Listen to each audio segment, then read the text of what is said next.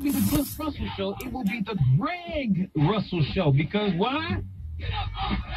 The brother of Cliff Russell will be hitting the station. Can we get some hand claps for Greg Russell? Can we get some hand claps for Brother Greg? On Monday, he'll be right here with you, and he'll be filling in the gap. In the studio, I'm bringing to the microphone Fab World. They in the stage with us today as they do Law and Reality with us. But just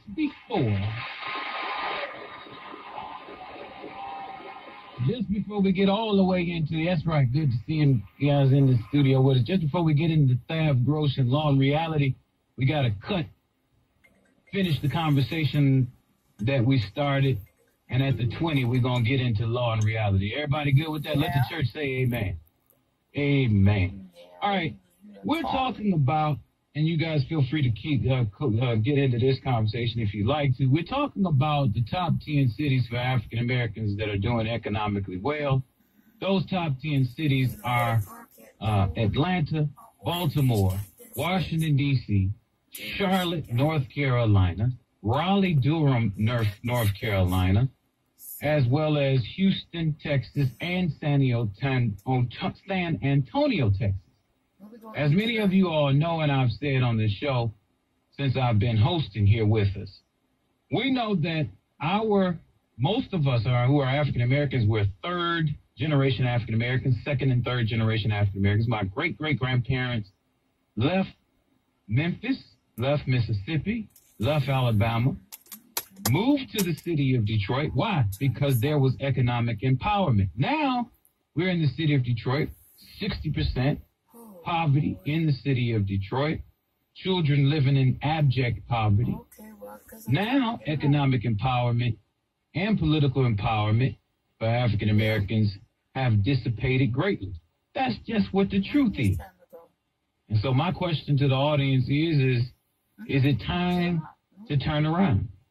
313-778-7600. Let me get to Tom. This must be the Tom. Is this the Tom?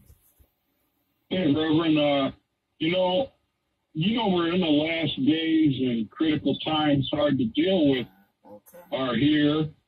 And that's why we got all this craziness. And, when President Obama became president, he got handed a bad economy. Everybody knows that. And whenever they had a bad economy, they stopped letting all these foreign people over here. But President Obama, for some reason, jacked it up. And I don't understand why Trump's getting such a hard time for wanting to build a wall. Well, Tom, let me tell you this. I don't understand either. I'm sorry you're off topic. I got too many callers to just deal with people who are off topic. William, you are on the Cliff Russell Show. How you doing today? I'm very well. It's amazing when I hear these knuckleheads call into this show. I don't know where these people come from. I don't run into them on the street because everybody on the street is just as nice as pie. Yeah, but some of them don't even speak there. But I'm a business owner. I've been in the city just like you all my life, and I'm tired of looking at this crumbling city, man. I drive around on these streets, it's just terrible. It's like a third world country. And it used to be beautiful, but it still had some problems back then. But I'm like you, I'm moving. I'm getting enough money to get out of here, man. I'm tired of this. And it's going to take too long for this city to come back. And they think this mayor's going to do it, is that they're really mistaken. And I always love what Chris said on the show. This city is still under a financial review from the governor. And with that in place, the city can't do nothing. They basically still broke. Yeah. They basically, because all that money they did downtown was from private investors. They're not going to spend no money into the city. And these people living in bad neighborhoods, I don't understand it. I don't think they think it's going to get better because they don't have the money to buy nothing.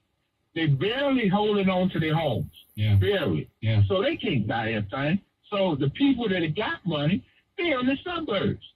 And you got, and the sad thing about it, you got wealthy brothers in this city. Do you see them buying anything in this city? They haven't opened up no business. They haven't hired nobody. Where are they at? sitting back watching this mess. I'm out, brother. You know, Oh, he's out. He's out. All right. Thank you so much. We appreciate your call, William. Look, I'm not advocating. I want to be clear because I don't want nobody to say, Rev saying he about to go. I ain't saying that. All I'm saying is that it's worth thinking about and worth talking about and worth trying to figure out if it is a necessity at this time for African Americans. I'm glad. I ain't mad at my grandfather, my great-grandfather that left Mississippi when they was getting lynched and wasn't making money because they was sharecropping. Why would I be mad about that? That was a good move. That was a good move. It was the only move at that time, right? So here we are in 2018, and we figuratively get lynched and we ain't making no money. Maybe it's time for the tables to turn. I don't know. Let's get to the phone lines. I want to make sure I get to some folks. Tony, you are on the Cliff Russell Show, and guess what? Next Monday, it'll be the Greg Russell Show. This is Reverend Charles Williams filling in for him. Good afternoon, Reverend Charles Williams. Good afternoon to you. And your guest. And good news, Greg Russell, yes, good move. That's a good news. That's right. Yes.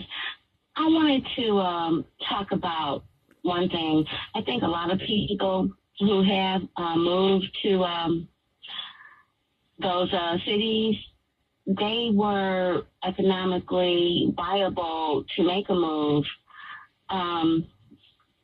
These impoverished brothers and sisters that are among us, I don't know what that would look like for them to even be able to make a move. And I think we need to concentrate on educating our people so that they can get jobs in technology and the new emerging markets. Because if you have the same mentality that won't work in Detroit and you go somewhere else, we don't come together, we don't love each other to the extent that we should, some of us. And I don't know how that would translate, or I don't know what that would look like as far as, being economically viable anywhere. That I just don't think that people have the consciousness to thrive and strive and build up businesses. We have to educate ourselves economically and financially and be able to create a business model and an example that will attract other people. We have brilliant people. A lot of them left. I know friends, people I went to MSU with. I hate to say that, college. Yeah, hello? But anyway, yeah, I'm here. I'm just saying I think people need to come together where they are and create a model and then matriculate somewhere else. Right. I don't think that it's, it makes sense to just try to see if you can run from the problem, see if you can do something about the problem. Right, and create that mentality for our young people and let them know that they can learn math. Yeah. That is crucial. When you learn mathematics, that creates such self-esteem with you that you can learn and master anything else. And we have to emphasize the sciences. And once they master that, they have this empowerment mentality. And it's the mentality that will go with you wherever you want to go. Yeah. And you can be successful. All right, Tony, thanks a lot. I appreciate your call. I think you made good sense. That's a reality. It's a reality that there are a lot of folks who I graduated with. I graduated from Eastern Michigan University, double bachelor's degree in political science, African American studies, and most people who I graduated with who were African Americans who may have been from Detroit who graduated don't live in Detroit. And those who graduated before me and after me, I've seen many of them move to many of the cities that I announced. Atlanta, Washington, D.C., Baltimore. Many of them live in Chevy Chase, Prince George County. These places are where African Americans are doing very well. It's just not happening here in the city. So I think you're right, Tony. You make a good point. We got to do something where we are. I'm here. I'm committed, But don't think that the conversation that it doesn't cross my mind when I see African Americans doing so much better in other cities across the nation. Reggie,